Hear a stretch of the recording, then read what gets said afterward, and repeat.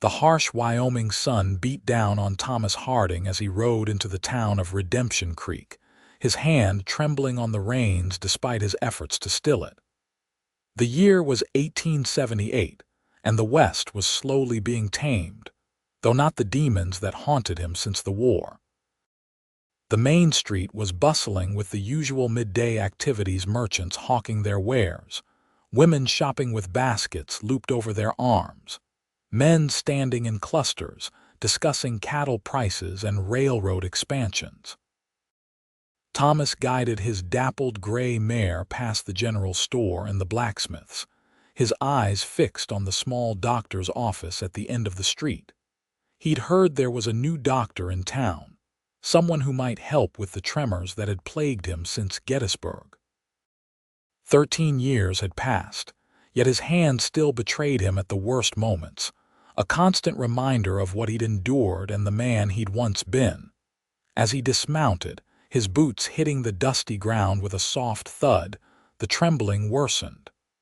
Thomas flexed his fingers, willing them to be still. He'd been a crack shot once, the fastest draw in 3 counties. Now he could hardly pour his morning coffee without spilling half of it. He tied his horse to the hitching post and adjusted his worn leather hat, steeling himself before approaching the door. The sign read, "Dr. Theodore James, physician and surgeon." He'd expected the doctor would be a man, as most were, but when he pushed open the door, he found himself standing before a woman. She was bent over a desk, her chestnut hair pulled back in a practical bun, a few tendrils escaping to frame her face. She wore a simple blue dress with the sleeves rolled up to her elbows, revealing slender forearms. When she looked up, her hazel eyes met his with a directness that took him aback. "Can I help you?" she asked, setting down her pen. Thomas cleared his throat. "I'm looking for Dr. James." "You found her, Dr. Tabitha James." She stood and extended her hand. He hesitated, then offered his left hand instead of his right, which was trembling noticeably now. "Thomas Harding, I've got a problem I'm hoping you might help with, Doctor." James raised an eyebrow but took his left hand in a firm shake. "Please, sit down, Mr. Harding. Tell me what's troubling you." Thomas sat on the wooden chair across from her desk, removing his hat and placing it on his knee. "It's my hand, Doc, right one, been shaking for years now. Gets worse when I'm tired or when the memories come." "The war?" she asked quietly. He nodded, surprised at her intuition. "Gettysburg, then Andersonville prison after, never been right since." Dr. James studied him with keen eyes. "May I see your hand, Mr. Harding?" Reluctantly, Thomas extended his right hand. It trembled visibly in the space between them, a betrayal of weakness he couldn't hide. The doctor took it between both of hers, her touch professional but gentle as she examined the involuntary movements. "How long have you been experiencing these tremors?" "Since '65. Been to doctors in 4 states. One said it was battle fatigue, another called it palsy. One fool even suggested it was punishment for my sins." Thomas gave a humorless laugh. "Though he might have been right about that part, Doctor." James frowned. "I don't believe physical ailments are divine retribution, Mr. Harding. Medicine has advanced significantly since the war." She released his hand. "Have you tried any treatments? Everything from whiskey to electric shocks to herbal tinctures. Nothing helps for long." She nodded thoughtfully. "I studied some cases similar to yours back east. The body remembers trauma long after the mind tries to forget it." Thomas looked up sharply. "You saying it's all in my head?" "Not at all. I'm saying the connection between mind and body is stronger than most physicians recognize." She reached for a small notebook. "I'd like to try a combination of approaches, certain exercises, herbal preparations, and possibly some other techniques I learned in Philadelphia." "Philadelphia?" Thomas raised an eyebrow. "How does a woman become a doctor anyway, especially way out here?" A small smile played at her lips. With considerable determination, Mr. Harding, the same way a man does, except with more obstacles in the path. She wrote something in her notebook. I completed my training at the Female Medical College of Pennsylvania, then practiced in Boston before coming west last year. And why would you leave Boston for a dusty little place like Redemption Creek? The question escaped before he could consider how forward it sounded. My reasons are my own, she replied, her tone cooling slightly. Now, can you return tomorrow morning? I'd like to begin your treatment as soon as possible. Thomas nodded, recognizing the dismissal. What do I owe you for today? Nothing yet. We'll discuss payment once we see if I can help you. He stood, placing his hat back on his head. I appreciate that, Doc. I'll be here. As he turned to leave, Dr. James called after him. Mr. Harding, he paused at the door. Yes. Your condition doesn't make you any less of a man, just a different one than you were before. Thomas stared at her, unsure how to respond to such a direct statement. He settled for a nod before stepping back into the sunlight, his mind already turning over her words. The next morning, Thomas arrived at Dr. James's office just as the sun was cresting the eastern hills. He'd spent a restless night at the town's only hotel, his sleep broken by the usual nightmare's cannon fire, screams, the stench of gangrene that had permeated the prison camp. Dr. James was already at her desk when he entered, looking as though she'd been working for hours. Her hair was arranged in the same practical style, but today she wore a green dress that brought out flecks of the same color in her eyes. Good morning, Mr. Harding, she greeted him. You're prompt. Never could sleep past dawn, he replied. Not since the war. She nodded in understanding. Another common affliction among veterans. Please, come through to the examination room.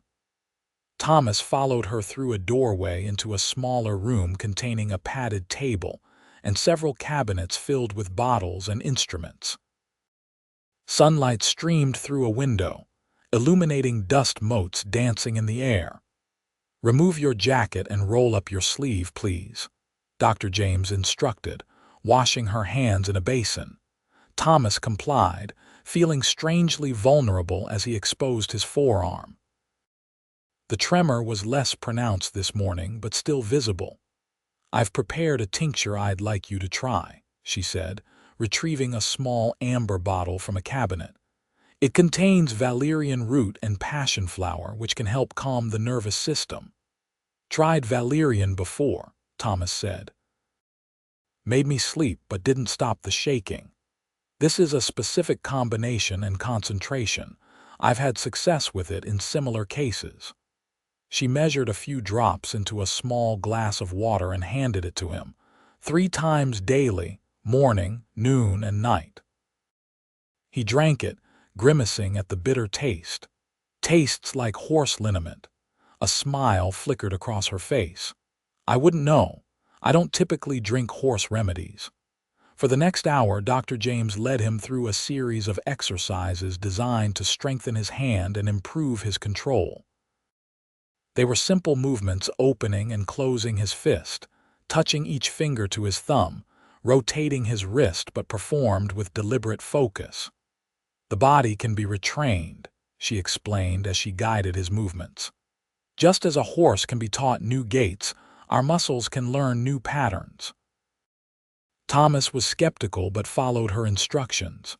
Her hands were cool and steady on his, their touch purely professional yet somehow comforting. Were you always planning to be a doctor? He asked as they worked, trying to distract himself from the closeness. Since I was 12, she replied. My mother died in childbirth because the doctor was drunk and incompetent. I decided then that I would learn to help people properly. And your father allowed it.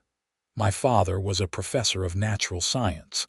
He believed women's minds were as capable as men's, though not many agreed with him. She adjusted his fingers. He died when I was 16, but by then I was already determined. Thomas considered this as he repeated the exercise, Must have been difficult. Life is difficult for most people, Mr. Harding. We all carry our burdens. She released his hand. What did you do before the war? Worked my family's ranch in Colorado. After my parents died, my brother and I ran it together until we both enlisted. He didn't come back. Thomas flexed his fingers, noting the tremor had subsided slightly during their work. Couldn't face the ranch without him, so I sold it. Been drifting ever since, working where I can. And what brings you to Redemption Creek specifically? Thomas hesitated. Heard there was work at the Taylor Ranch outside town. They need an experienced hand who can break horses. Doctor. James's eyebrows rose. With your condition, I can still ride, he said defensively. Been doing it since before I could walk, and I need the money. I see. She began putting away her instruments. Well, Mr. Harding, I want you to continue these exercises 3 times daily along with the tincture. Return in 3 days and we'll assess your progress.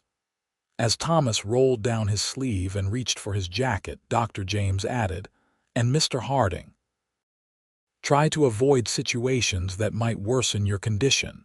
Stress, exhaustion, and alcohol can all increase the tremors. That rules out most of my daily activities, Doc, he replied with a wry smile. Perhaps it's time to find new ones, she suggested, not returning his smile. That will be 50 cents for the consultation and medicine. Thomas paid her, noticing that her fee was less than half what the doctor in Denver had charged him for useless electric treatments.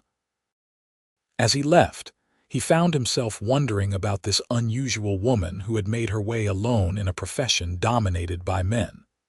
The Taylor Ranch was 5 miles outside of town, a sprawling property with good grazing land and a large herd of cattle. The owner, Samuel Taylor, was a hard-nosed businessman who had built his fortune through determination and not a small amount of ruthlessness, if the town gossip was to be believed. When Thomas rode up to the main house, he was greeted by a foreman named Jenkins, a weathered man with a tobacco-stained beard and suspicious eyes. "What can I do for you?" Jenkins asked, looking Thomas up and down. "Heard you might be hiring. I'm looking for work." Thomas remained mounted, knowing that his seat on a horse was still one of his better qualities. "What kind of work you do?" "Breaking horses mainly. Been doing it most of my life. Worked ranches in Colorado, Texas, and New Mexico." Jenkins spat a stream of tobacco juice into the dirt. "We got horses need breaking. Pays $3 a week plus room and board, but Mr. Taylor don't tolerate slackers or troublemakers." "Neither do I," Thomas replied evenly. "You got references?" Thomas shook his head. "Been on the move too much, but I can show you what I can do." Jenkins studied him for a moment, then nodded toward the corral where several men were watching a young cowboy being thrown from a bucking bronco. "Let's see then." Thomas dismounted and followed Jenkins to the corral. The men turned to look at the newcomer, their expressions ranging from curiosity to mild hostility. The young cowboy who'd been thrown was picking himself up from the dirt, cursing under his breath. "Boys, this here's looking for work. Says he can break horses." Jenkins turned to Thomas. "What's your name, anyway?" "Thomas Harding." "Well, Harding, that bay gelding just threw Jimmy for the 3rd time today. You think you can do better?" Thomas studied the horse, a muscular bay with wild eyes and flared nostrils, still snorting and pacing at the far end of the corral. He could feel the tremor beginning in his right hand and casually hooked his thumb in his belt to hide it. "I can try," he said, removing his jacket and handing it to Jenkins. He approached the fence, speaking in a low, calm voice to the horse, who eyed him warily. "That one's mean as a snake," one of the cowboys called out. "Kicked Bill in the ribs yesterday." Thomas ignored the comment, focusing on the horse. He climbed through the rails and stood still in the corral, letting the animal become accustomed to his presence. The bay snorted and pawed the ground but didn't charge. Slowly, Thomas began moving toward him, still speaking in that same low, steady tone. The horse's ears flicked back and forth, uncertainty replacing some of the fear in his eyes. When Thomas was close enough, he extended his left hand, palm down, letting the horse catch his scent. After several tense minutes, the bay stretched his neck to sniff Thomas's hand. Thomas remained perfectly still, ignoring the muttering of the watching cowboys. Finally, he placed his hand on the horse's neck, stroking gently. "That's it," he murmured. "Nobody's going to hurt you." It took another half-hour of patient work before Thomas attempted to mount, and when he did, the horse tensed but didn't immediately buck. When the bay finally did begin to fight, Thomas rode out the bucks with the ease of decades of experience, his body moving fluidly with the horse's motions. By the time the horse tired and stood trembling with sweat, the watching cowboys were nodding in approval. Thomas dismounted smoothly and patted the bay's neck. "Well, I'll be damned," Jenkins said as Thomas exited the corral. "Where'd you learn to gentle a horse like that?" "My father taught me," Thomas replied, taking his jacket back. "Horse is just scared." "He'll make a fine mount once he learns to trust his rider." Jenkins nodded. "You're hired.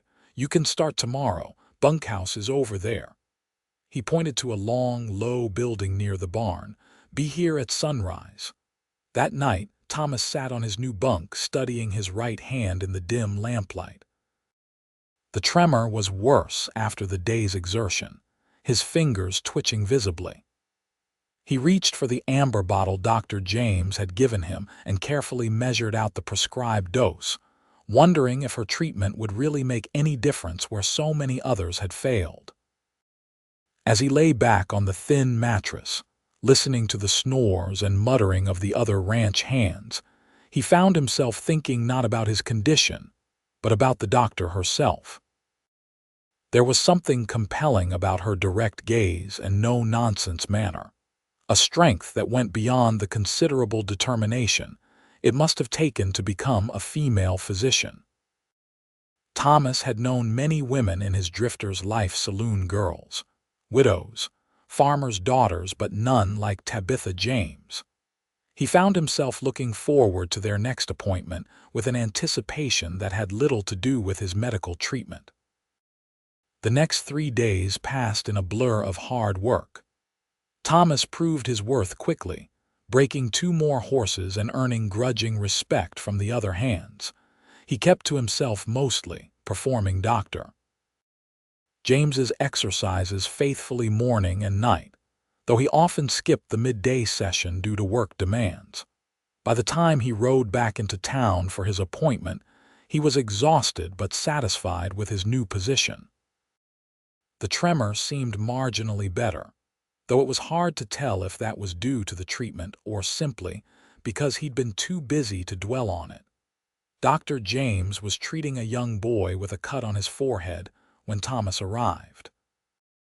She glanced up as he entered, giving him a brief nod before returning to her patient. "There you go, Billy," she said, tying off a neat bandage. "Next time, perhaps consider that trees are stronger than your head before you try climbing them." The boy grinned, revealing a missing front tooth. "Yes, madam. Thank you, Dr. James." The boy's mother paid the doctor and ushered her son out, nodding politely to Thomas as they passed. Dr. James washed her hands before turning her attention to him. "Mr. Harding, how have you been following our regimen?" "As best I could," he admitted. "Got hired at the Taylor Ranch, been breaking horses." She raised her eyebrows. "I believe I suggested avoiding stress and exhaustion, not seeking it out. A man's got to eat, Doc." He removed his hat, running a hand through his hair. "But I've been taking your medicine and doing the exercises morning and night." "I prescribed 3 times daily," she reminded him, leading the way to the examination room. "Hard to do finger exercises when you're trying to stay on a bucking bronco." Dr. James sighed but didn't press the issue. "Let me see your hand." Thomas extended it, noticing with some surprise that it was steadier than usual. Dr. James took it between hers, her touch light as she examined the trembling. "There is some improvement," she acknowledged, "but not as much as I'd hoped. Are you sleeping well?" "Well as ever," he said with a shrug, which isn't saying much. She frowned. "Nightmares still." Thomas looked away. "Sometimes." "Do you want to talk about them?" "Not particularly, no." He flexed his fingers, pulling his hand away from hers. "Isn't there something stronger you can give me? Something that works faster?" Dr. James studied him for a moment. "Healing takes time, Mr. Harding, especially wounds as deep as yours." "It's been 13 years," he said bitterly. "How much more time does it need?" "Some wounds never fully heal," she replied quietly. "We just learn to live with them differently." She turned to her cabinet and began mixing something in a small glass. "I'll adjust the formula. This might help with the sleep disturbances." Thomas watched her work, noting the precise movements of her hands and the serious set of her mouth. "How did you end up in Redemption Creek? Seems an odd place for a woman doctor." She glanced at him. "I told you before, my reasons are my own." "Running from something?" he pressed, curious despite himself. Dr. James handed him the glass. "Aren't we all in some way?"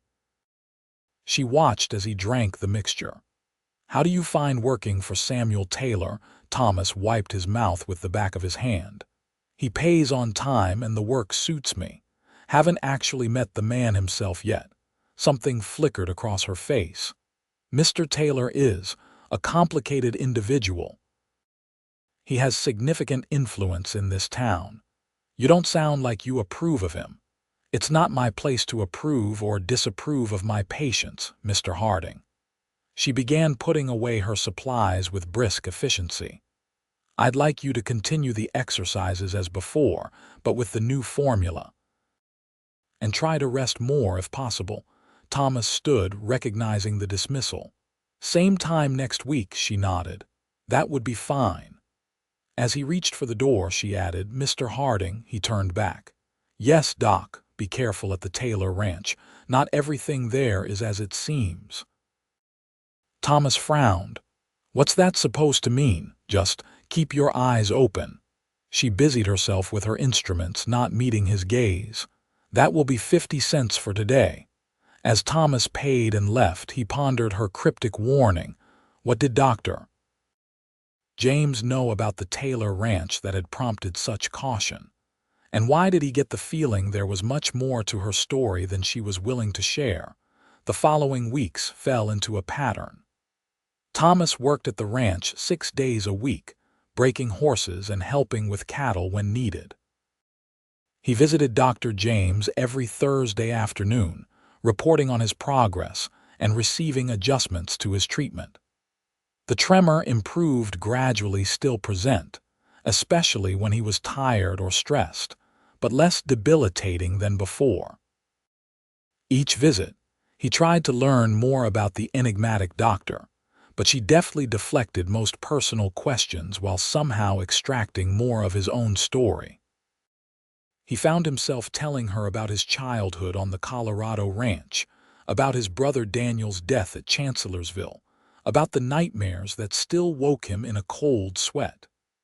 "You're good at that," he remarked one day after realizing he'd been talking about himself for nearly half an hour. "At what?" she asked, measuring herbs for his tincture, getting people to talk while saying little yourself.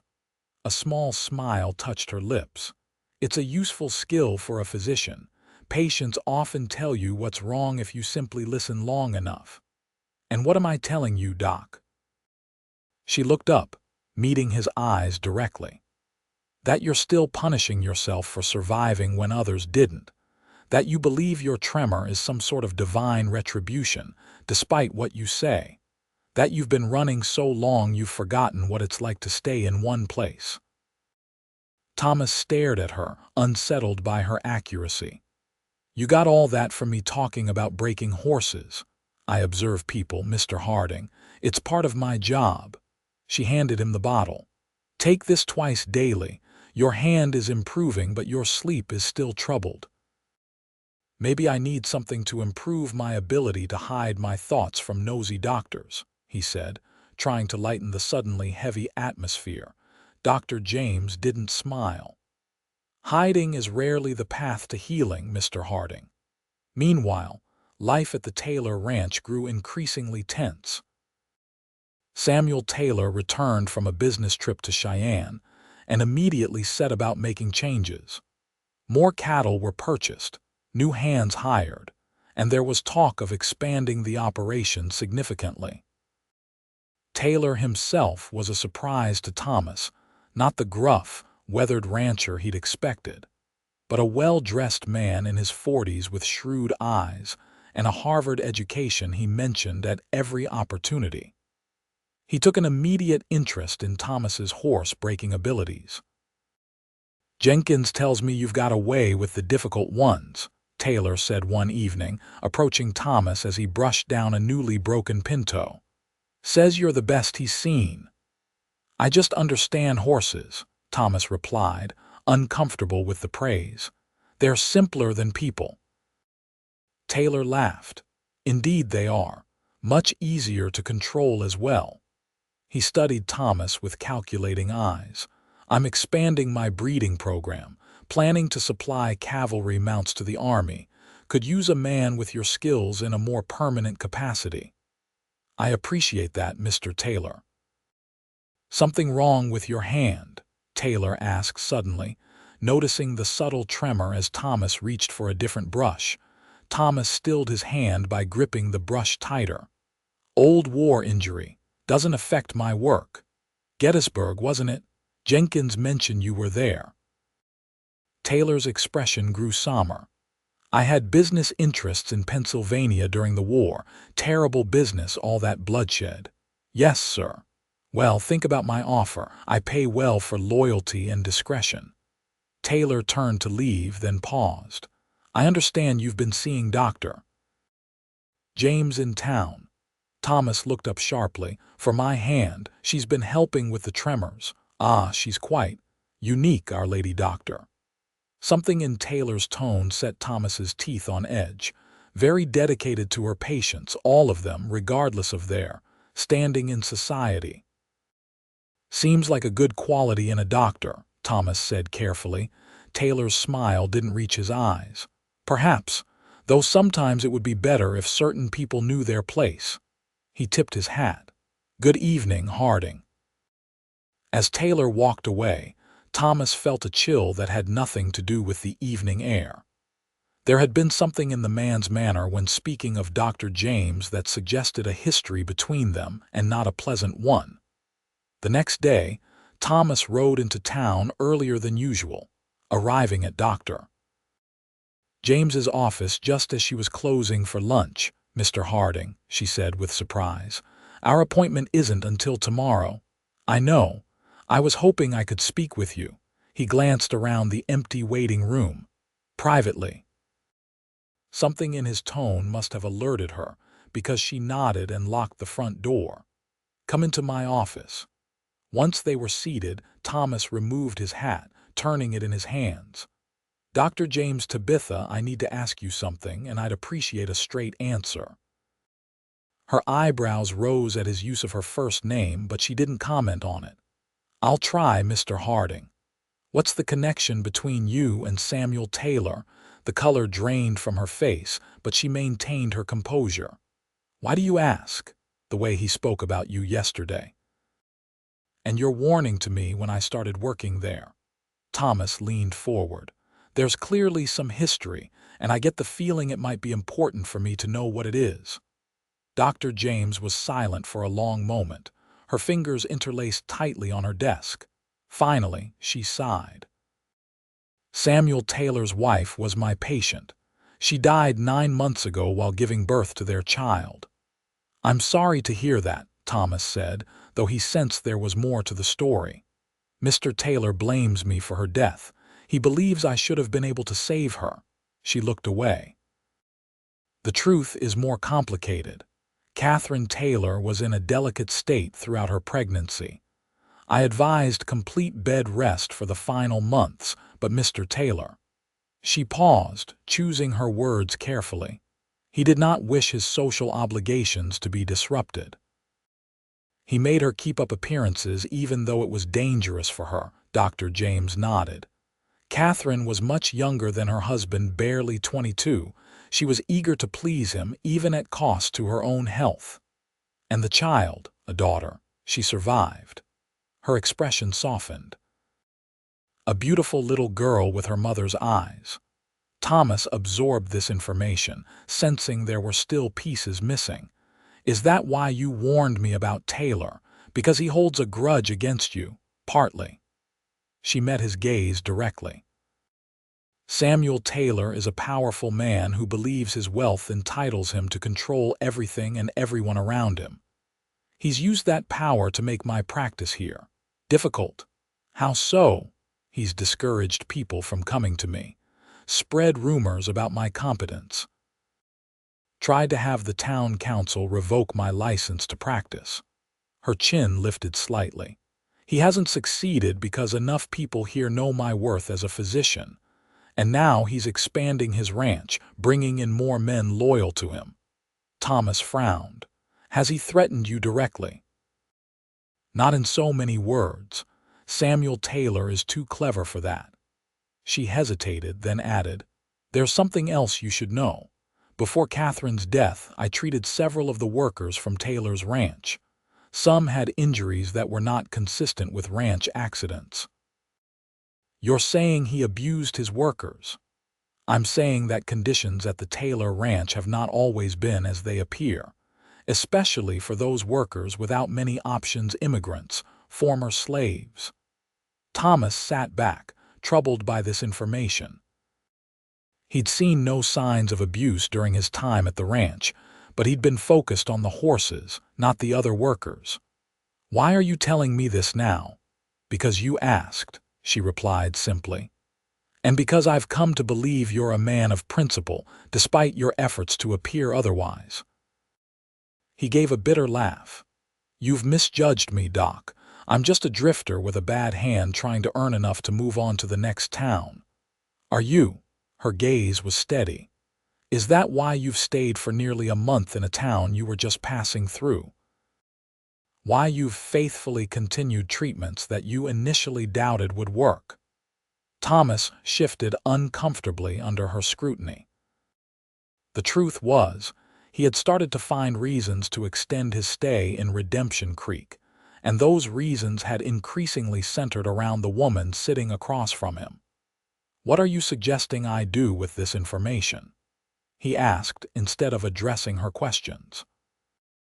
I'm not suggesting anything, Mr. Harding. I'm merely answering your questions. She stood, signaling the end of their conversation. Your appointment is still scheduled for tomorrow if you wish to continue your treatment. Thomas rose as well, placing his hat back on his head. I'll be here. He paused at the door. Be careful, Tabitha. Taylor doesn't strike me as a man who forgets a grudge.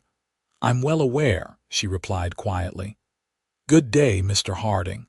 That night, Thomas lay awake in his bunk, turning over everything Dr. James had told him. The more he thought about it, the more certain subtle things began to make sense. The nervous demeanor of the Mexican workers when Taylor was around, the missing ranch hand that no one would discuss, the locked room in the back of the barn that Jenkins had warned him away from. His thoughts were interrupted by the sound of horses approaching the bunkhouse. Sitting up, Thomas peered out the window to see Taylor and 3 other men dismounting. They were leading a string of horses, fine-looking animals that Thomas hadn't seen on the ranch before. Curiosity piqued, he pulled on his boots and shirt and slipped outside, keeping to the shadows. The men were leading the horses toward the locked barn room, speaking in low voices. Get them inside quickly, Taylor was saying. The army inspector will be here next week. By then, they need to have our brand and proper papers. What about the brands they already have? One man asked. Remove them. Use the acid method, it leaves less scarring. I want these horses looking pristine." Thomas froze in the darkness. They were talking about stealing horses and altering brands, a hanging offense in the territories. He watched as the men led the horses into the barn, then quietly made his way closer, determined to confirm his suspicions. Through a gap in the barn door, he could see Taylor directing the operation. The horses, at least a dozen fine specimens, were being examined and documented. One man was preparing a branding iron, heating it in a small forge. "Boss, this one's got a U.S. Army brand," the man called out. "Can't remove that without leaving a mark the inspector would spot." Taylor examined the horse in question, a tall black gelding. "Take that one out back and shoot it. We can't risk it being identified." Thomas had heard enough. He began backing away, planning to leave the ranch immediately and report what he'd seen to the law. But as he turned, he bumped into a water barrel, sending it crashing to the ground. "Who's there?" Taylor shouted. "Jenkins, check it out." Thomas ran, heading for the corral where his own horse was kept. He could hear boots pounding behind him, then a shot rang out, the bullet splintering wood near his head.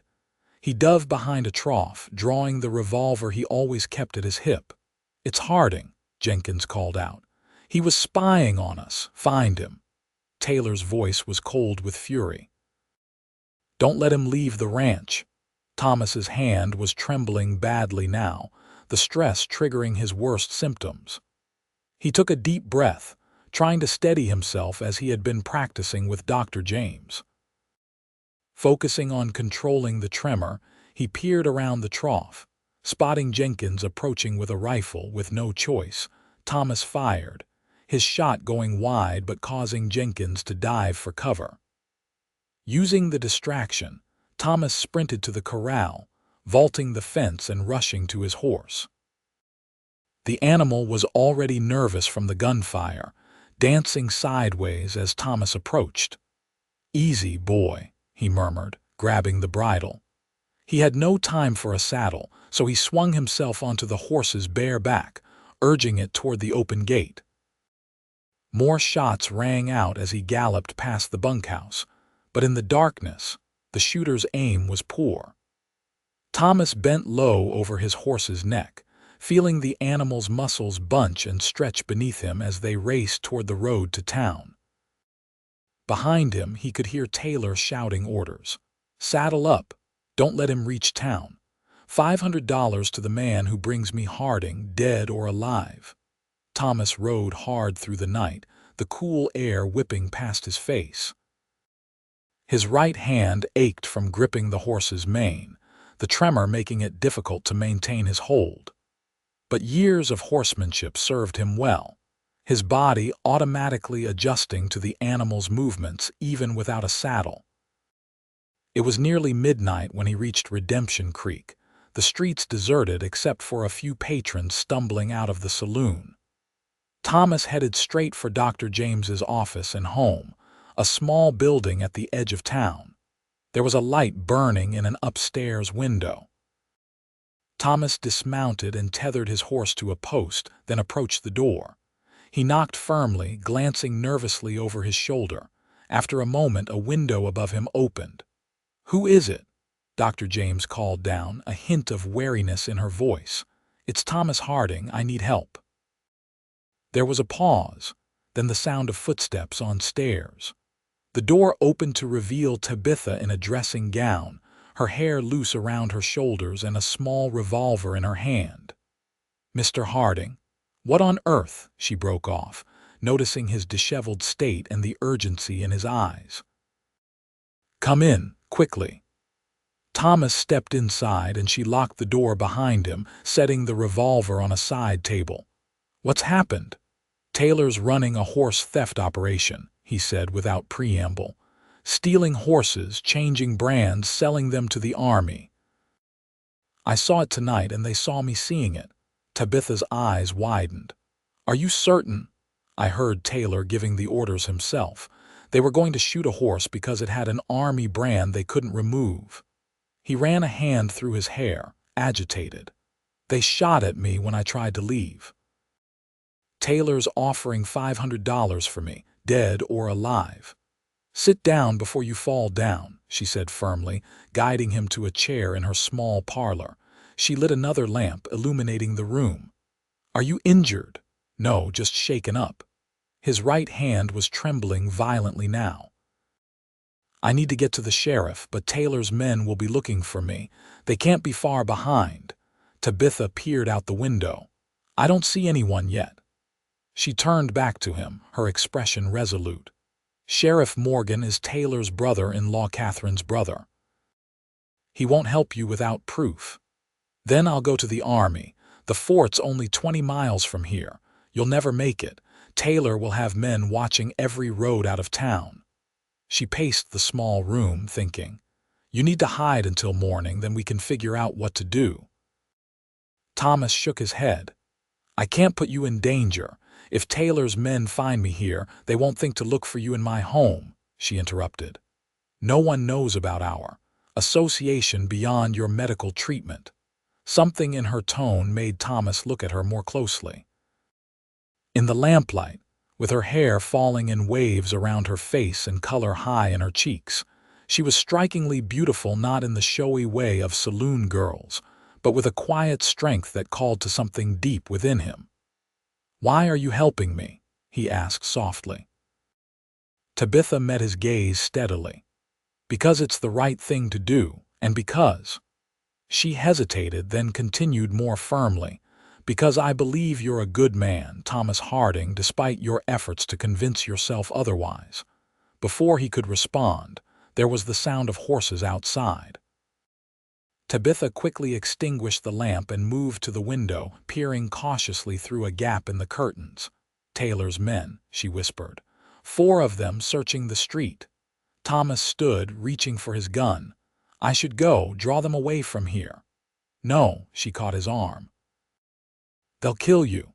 Come upstairs, I have a place you can hide.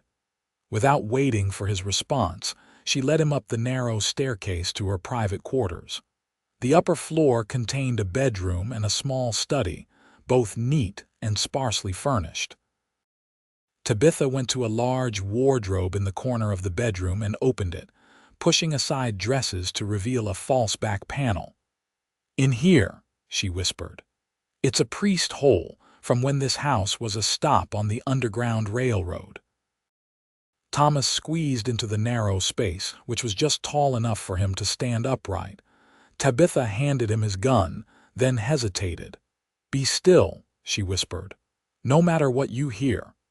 He caught her hand before she could close the panel. Tabitha, we'll talk later, she promised, gently freeing her hand. Stay quiet. The panel closed, leaving Thomas in darkness broken only by thin slivers of light through the cracks. He could hear Tabitha moving around the room, then heading back downstairs. Minutes later, there was a pounding on the front door.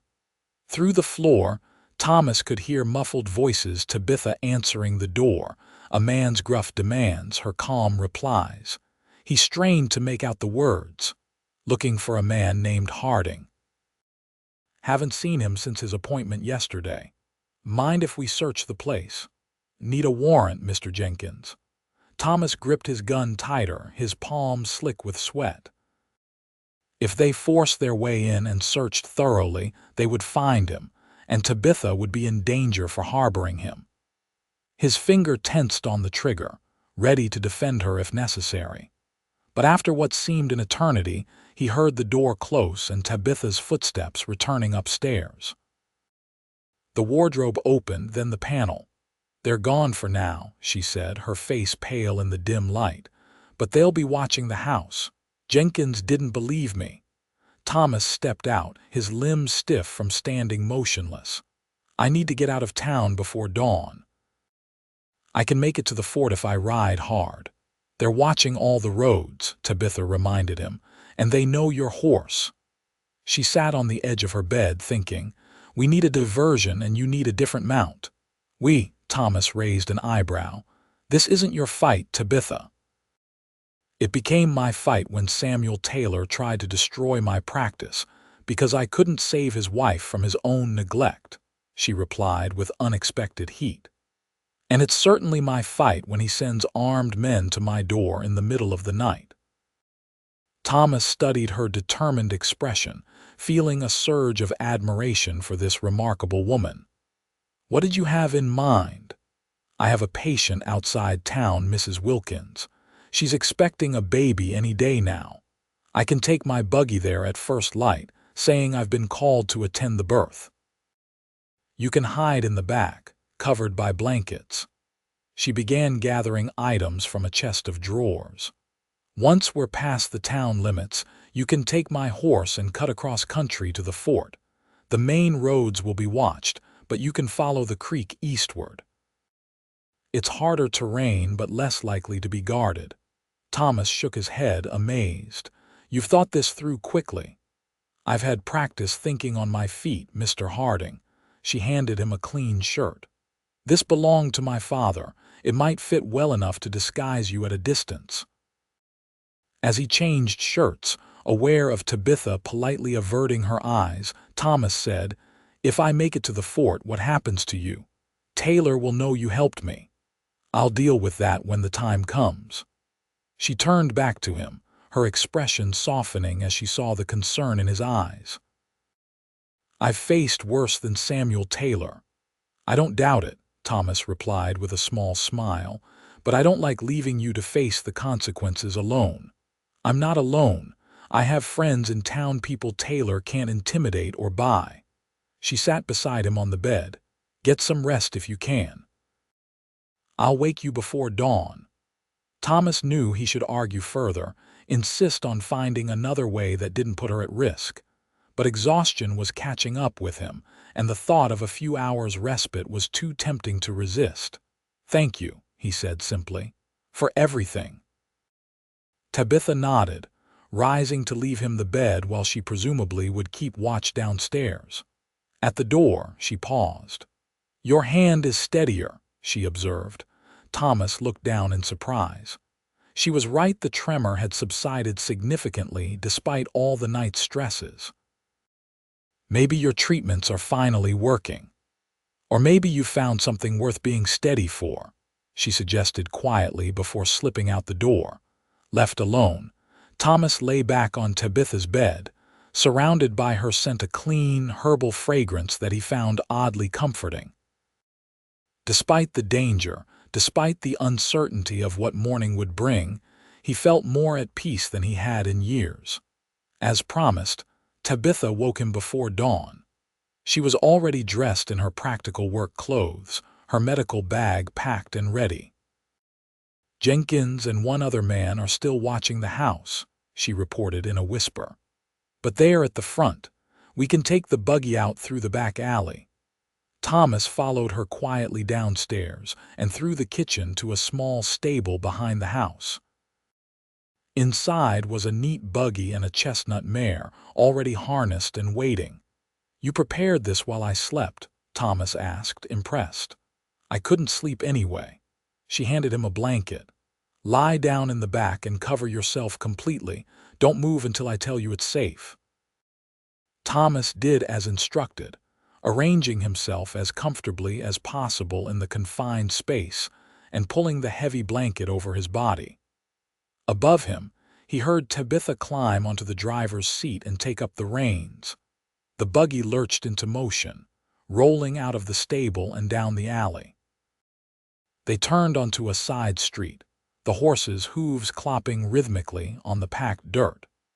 Thomas held his breath as they approached what must have been the main street, expecting at any moment to hear a shout of discovery. Instead, there was only a brief exchange, Tabitha's calm voice explaining she'd been called to Mrs. Wilkins's place for a birthing. A man's gruff acknowledgement, and then they were moving again, the buggy picking up speed as they left the town behind. After what felt like an eternity, the buggy slowed and stopped. It's safe now, Tabitha said. We're past the town limits. Thomas emerged from under the blanket, blinking in the gray pre-dawn light. They were on a rutted country road with no other travelers in sight. In the distance, he could make out the silhouette of mountains against the lightening sky. Tabitha handed him the reins. "Take the mare. She knows the way back to town if you turn her loose after you reach the fort." She climbed down from the buggy. "Follow the creek bed east. It's rough going in places, but the water's low this time of year. You should reach the fort by midday." Thomas took the reins, then hesitated. "Come with me," he suggested impulsively. "It's not safe for you to go back." She shook her head. "I have patients who need me. And I won't be run out of my home by Samuel Taylor or anyone else." "You're the most stubborn woman I've ever met," Thomas said with reluctant admiration. "I prefer to think of it as determined," she replied with a small smile. She reached up and touched his face briefly. "Be careful, Thomas." The touch of her hand, the use of his first name both sent an unexpected warmth through him. "I will, and I'll be back with the army as soon as I can." She stepped back. "I'll be waiting." Thomas climbed onto the buggy seat, gathering the reins. As he turned the horse toward the east, he looked back at Tabitha, standing alone on the road in the growing light. "When this is over," he called back to her, "I'd like to take you to dinner. A proper one, not as your patient." Her smile widened. "I'd like that too."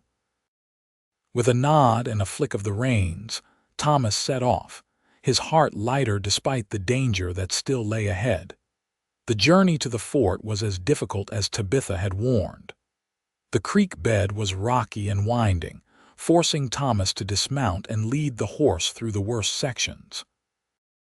But it was clearly not a route Taylor's men would expect him to take, as he encountered no one throughout the morning.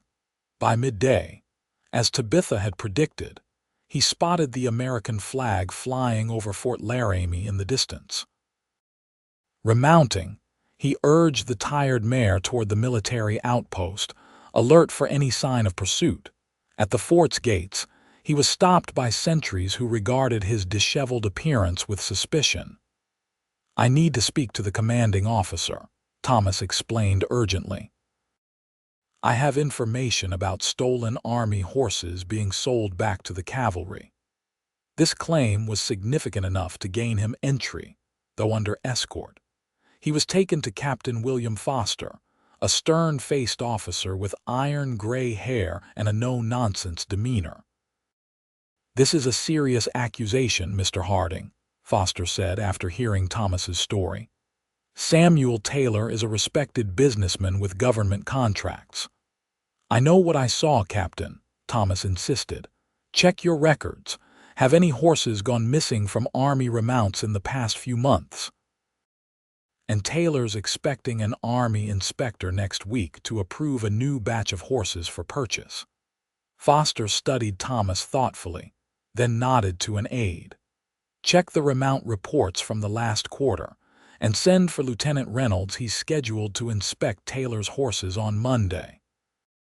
While they waited, Thomas explained more about Taylor's operation, including the barn where the stolen horses were being kept and the method used to alter brands.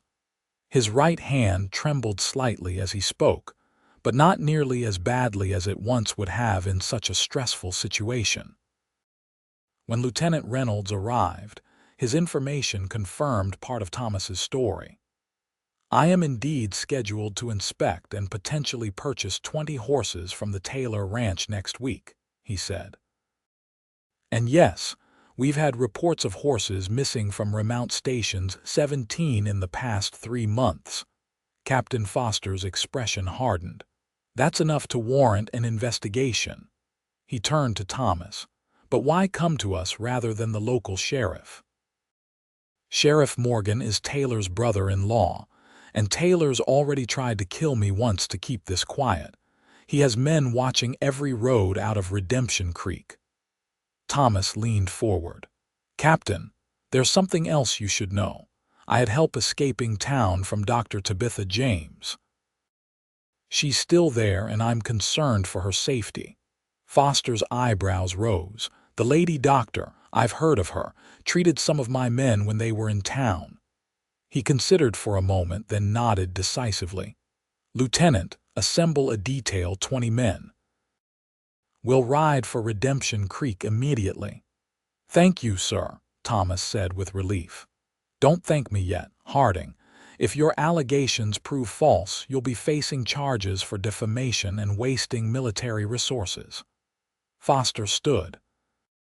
"But if you're telling the truth, Samuel Taylor is about to have a very bad day." Within an hour, Thomas was riding back toward Redemption Creek with Captain Foster and a detachment of cavalry soldiers. They took the main road, moving at a brisk pace that ate up the miles. Thomas's thoughts kept returning to Tabitha, hoping she was safe and that Taylor hadn't connected her to his escape. As they approached the town in the late afternoon, Foster split his men into two groups, one to continue to the town itself, the other to circle around to the Taylor ranch. Thomas went with the town group, determined to find Tabitha first. They rode down Redemption Creek's main street, drawing stares from townspeople unaccustomed to seeing so many soldiers at once. Thomas led them directly to Tabitha's office, his heart pounding with anxiety when he saw the door standing partially open. Dismounting quickly, he rushed inside, calling her name. The waiting room was empty, but showed signs of disturbance: chairs overturned, papers scattered. Fear gripped him as he moved toward the back office. "Tabitha," he called again, more urgently. "In here," came her voice from the examination room, steady but strained. Thomas burst through the door to find Tabitha kneeling beside a man lying on the floor, Sheriff Morgan, his uniform shirt soaked with blood around his shoulder. She was applying pressure to the wound, her hands red with his blood but movements sure and professional. "Thomas." Her face lit with relief when she saw him. "Thank God you made it. Are you hurt?" he demanded, crossing to her side. She shook her head. "No, but Sheriff Morgan is. Taylor shot him when he refused to arrest me without cause." The sheriff, pale from blood loss, managed a weak nod. "Taylor's lost his mind," he gasped. "Came in here with Jenkins, demanding to know where you were. When Dr. James wouldn't tell him, he said he was arresting her for aiding a fugitive. I told him he needed evidence, not just suspicion." He winced as Tabitha adjusted the bandage. That's when he pulled his gun. Captain Foster entered the room, taking in the scene quickly. "Where is Taylor now?" "Barricaded in the hotel with some of his men," Morgan replied. "He's threatening to burn down the town if Harding isn't handed over to him." Foster's expression darkened. "Not on my watch." He turned to one of his men. "Corporal, get the sheriff to the Fort Infirmary. The rest of you secure the town. I want Taylor taken alive if possible." As the soldiers moved to obey, Thomas helped Tabitha to her feet. Her dress was stained with blood and she looked exhausted, but her eyes were clear and determined. "Are you really all right?" he asked softly, his hands on her shoulders. She nodded. "Better now that you're here with reinforcements." She glanced toward the window. "But Thomas, Taylor is desperate. He knows what's at stake if he's caught. He'll do whatever it takes to escape or go down fighting." "He won't escape," Thomas assured her. "The army has men at his ranch already, securing evidence of the horse theft, and Foster has this place surrounded." A commotion from outside drew their attention. Looking out the window, they saw smoke rising from the direction of the hotel. "He's actually doing it," Tabitha gasped. "He's setting fires." Thomas and Tabitha rushed outside, joining Captain Foster on the street. The hotel was indeed burning, flames licking from the ground floor windows. Townspeople were forming a bucket brigade, trying to prevent the fire from spreading to adjacent buildings. "Any sign of Taylor?" Foster asked a soldier who came running up. "No, sir. We think he and his men slipped out the back before setting the fire. They've got horses," Foster swore under his breath. "They're making a run for it, back to the ranch most likely." He turned to Thomas. Harding, stay here with Dr. James. We'll pursue Taylor. But before the captain could remount, gunfire erupted from down the street. Taylor and 4 of his men had appeared at the far end of town, shooting at soldiers and civilians alike as they attempted to fight their way through to escape. "Get down!" Thomas shouted, pulling Tabitha behind the cover of a water trough as bullets splintered the boardwalk where they'd been standing. All around them, people were screaming and running for cover as the soldiers returned fire. Through the chaos, Thomas saw Taylor break away from his men, heading down a side street in their direction. "He's coming this way," Thomas warned, drawing his revolver. Tabitha, crouched beside him, pulled the small revolver from her pocket that he'd seen the night before. "He won't take me without a fight."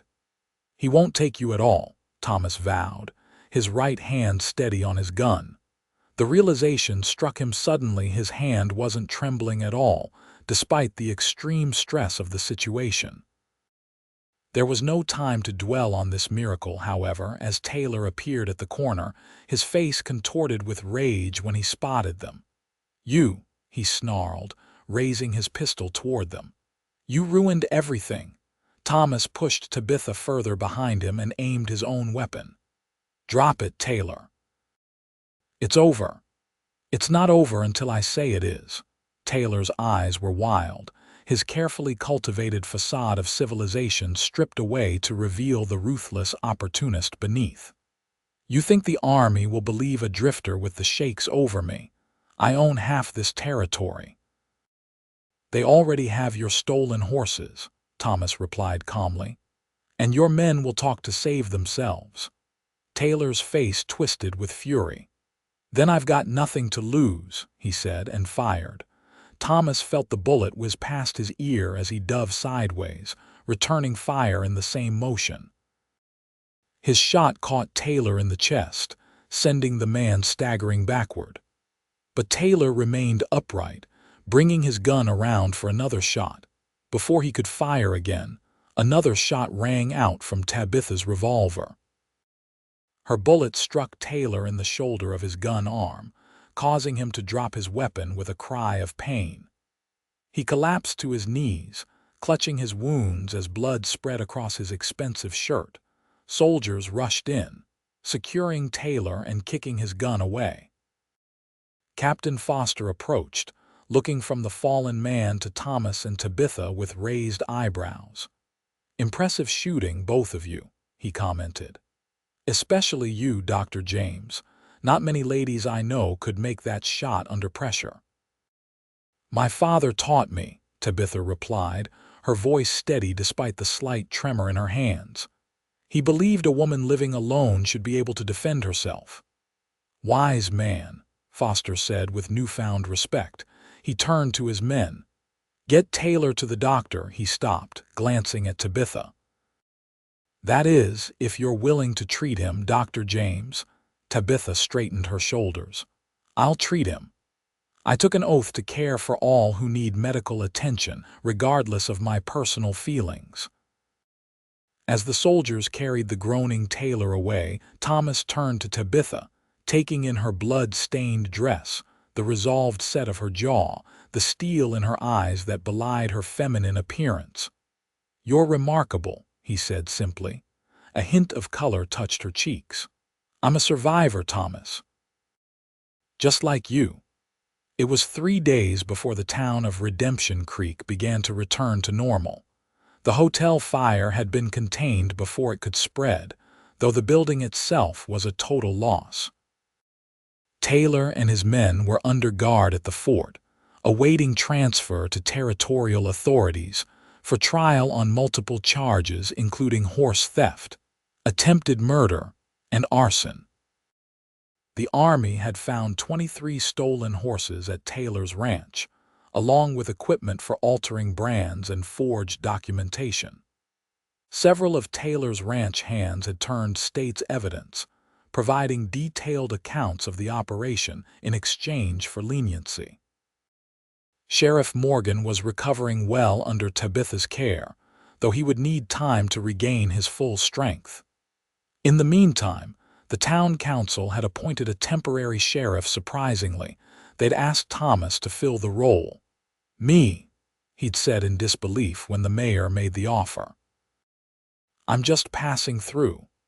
"You showed courage and integrity when it mattered most," Mayor Wilson had replied. "And you've got experience most men here don't. We need someone who can stand up to men like Taylor." Thomas had been deeply ambivalent about accepting. He'd never stayed in one place long enough to put down roots since the war, always moving on before connections could be formed or expectations established. But now, as he sat on Tabitha's porch in the cool evening air, he found himself reconsidering his drifter's existence. "You're deep in thought," Tabitha observed, bringing out 2 cups of coffee and sitting beside him on the porch swing. She had insisted he stay at her house, while his wounds healed a minor graze on his arm from a bullet during the shootout, though propriety was maintained by him sleeping on a cot in her office. Thinking about the mayor's offer, Thomas admitted, accepting the coffee with his right hand, which remained reassuringly steady. "Not sure I'm cut out to be a lawman." "Why not?" "You have a strong sense of justice, you're skilled with horses and guns, and you know the difference between right and wrong." She sipped her coffee. "Those seem like good qualifications to me." Thomas studied her profile in the fading light. "What about you? Will you stay in Redemption Creek now that Taylor's gone?" "This is my home," she said simply. "My practice is here. My patients need me." She turned to him. "But I understand if you feel you need to move on. That's been your pattern for a long time." "It has," he agreed. "Never stayed anywhere long enough to." He trailed off, uncertain how to articulate the fear that had driven him for so many years. "Long enough to care," Tabitha suggested gently. "Long enough to risk loss again," Thomas nodded, impressed yet again by her perceptiveness. "After my brother died after Andersonville, I just couldn't. It seemed safer to keep moving, not let myself get attached." "And has that made you happy, Thomas?" He considered the question honestly. "No," he finally admitted, "just numb until recently." She set her coffee cup down, turning to face him more directly. "What changed recently?" Thomas looked into her eyes, finding the courage to speak the truth that had been growing in his heart. "I met a woman who saw through all my defenses, who believed I could be more than just a drifter with a bad hand and worse memories." Tabitha's expression softened. "And what do you believe now?" He took a deep breath.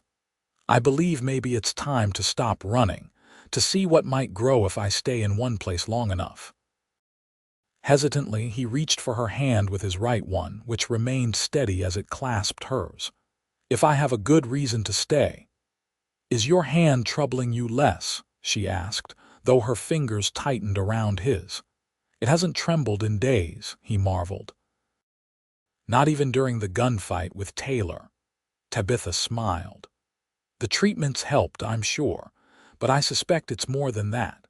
Sometimes when we find purpose again, something or someone worth fighting for, our old wounds begin to heal in ways medicine alone can't achieve." Thomas's free hand moved to touch her cheek gently. "You're very wise, Dr. James. And you're becoming the man you were always meant to be, Mr. Harding," she replied, leaning slightly into his touch. "Not the same man you were before the war. No one could be, after what you've experienced. But perhaps a better one, shaped by suffering but not defined by it." Thomas felt something shift inside him, a weight lifting that he'd carried for so long he'd forgotten what it was like to be without it. "I think I'd like to accept the sheriff's position," he said, "at least temporarily. See how it fits." Tabitha's smile widened. "I think it will fit very well. And—" Thomas hesitated, then pushed forward. "I'd like to take you to dinner tomorrow night, as I promised, not as your patient but as a man courting a woman he greatly admires." A blush colored her cheeks. "I'd like that very much, Thomas." He leaned forward slowly, giving her time to pull away if she wished. But instead, Tabitha moved to meet him, their lips touching in a kiss that was gentle yet filled with promise. Her hand came up to rest against his chest, where she could surely feel his heart pounding beneath his shirt. When they parted, Thomas rested his forehead against hers, marveling at the turn his life had taken. A month ago, he had been a drifter with a trembling hand and no future beyond the next town, the next temporary job. Now he was considering roots, responsibilities, and most surprisingly of all, a relationship with an extraordinary woman. "A penny for your thoughts," Tabitha murmured. Thomas smiled. "I was just thinking about something you said when I first came to your office, when I told you I wasn't the man I used to be." "And what was that?" "You said, that's the point." He drew back slightly to look into her eyes. "I didn't understand then, but I think I'm beginning to now." Tabitha nodded. "We're not meant to remain unchanged by life, Thomas. The hardships we endure, the losses we suffer, they shape us, for better or worse. The question is whether we allow them to diminish us or strengthen us. And you believe they can strengthen us. Even something like this." He held up his right hand, which now trembled only slightly, far less than when he'd first arrived in Redemption Creek. "I know they can," she said with quiet certainty. "Your hand may never be as steady as it was before the war. But you found ways to adapt, to overcome. The tremor doesn't define you, Thomas, your response to it does." He considered her words, finding truth in them that resonated deeply. "You know, my brother Daniel used to say something similar. He said courage isn't about not being afraid, it's about doing what needs to be done despite the fear. Your brother sounds like he was a wise man." He was. Thomas smiled at the memory, finding that, for the first time, he could think of Daniel with fondness rather than just grief. "He would have liked you. I would have liked to meet him." Tabitha squeezed his hand. "But I'm very glad I met his brother." As darkness settled fully over Redemption Creek, they sat together on the porch swing, talking of plans for the future, his as the new sheriff, hers as the town's doctor, and the possibilities that lay before them together. The night air carried the scent of sage and distant rain, and somewhere an owl called softly in the growing darkness. Thomas Harding, once a drifter with a trembling hand and a heavy heart, felt something he had not experienced in 13 long years: hope. Not just for a day without pain or a night without nightmares, but for a life of purpose and connection, a life worth living fully, with all its joys and sorrows. And beside him sat Tabitha James, a woman who had faced her own battles and emerged stronger for them, who had seen beyond his scars to the man he could become. In her eyes, he found not pity but understanding, not judgment but acceptance. "I ain't the man I was," he said softly, almost to himself. Tabitha turned to him with a gentle smile. "That's the point," she replied, and kissed him again under the vast Wyoming sky as the first stars began to appear above them. 1 year later, the church in Redemption Creek was filled to capacity on a bright June morning as Thomas Harding stood at the altar, watching his bride walk down the aisle. Tabitha James wore a simple white dress, adorned with lace at the collar and cuffs, her chestnut hair arranged with sprigs of wildflowers instead of an elaborate veil. Sheriff Morgan, fully recovered from his wounds and reinstated to his position, allowing Thomas to become his deputy instead, an arrangement that suited them both, escorted Tabitha in the absence of her father. The townspeople filled the pews, a testament to the respect both bride and groom had earned during their time in Redemption Creek.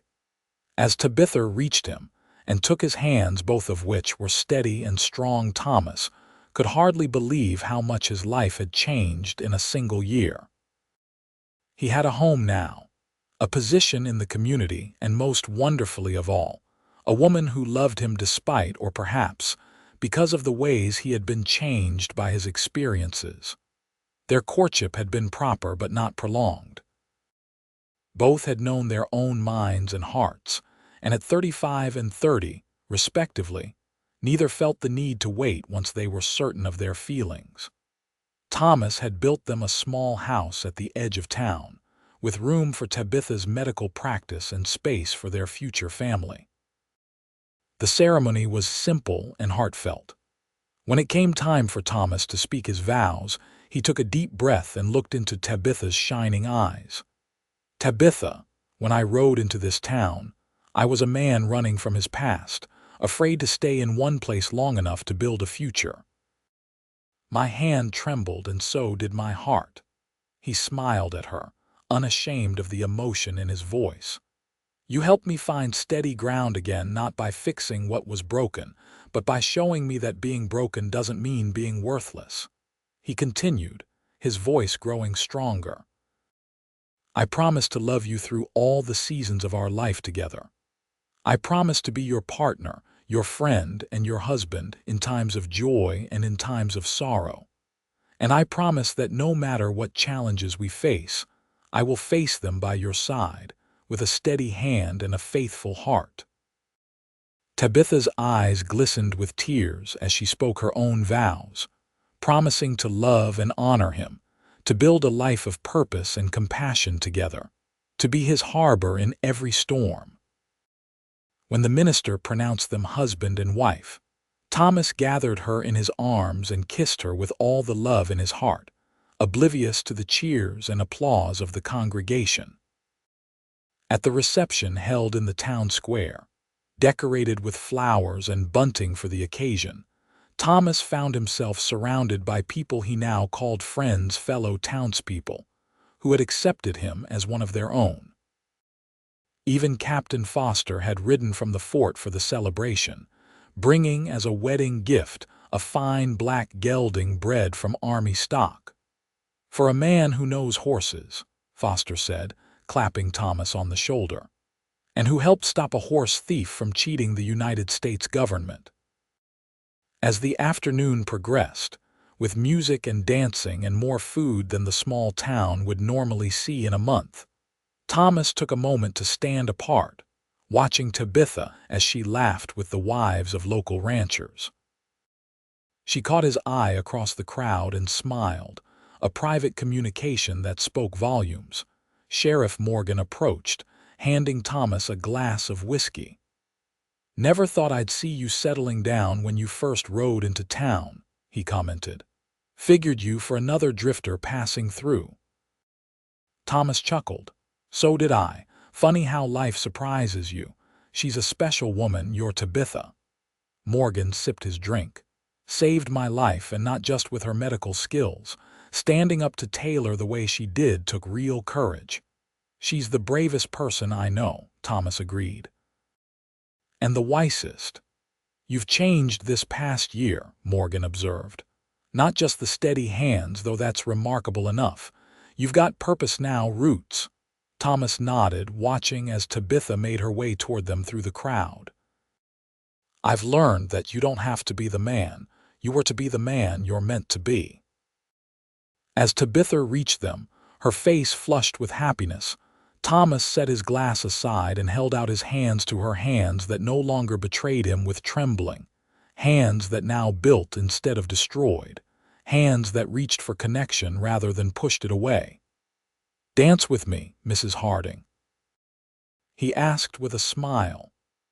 "I thought you'd never ask, Mr. Harding," she replied, taking his hands and allowing him to lead her to where couples were dancing to a fiddle's cheerful tune.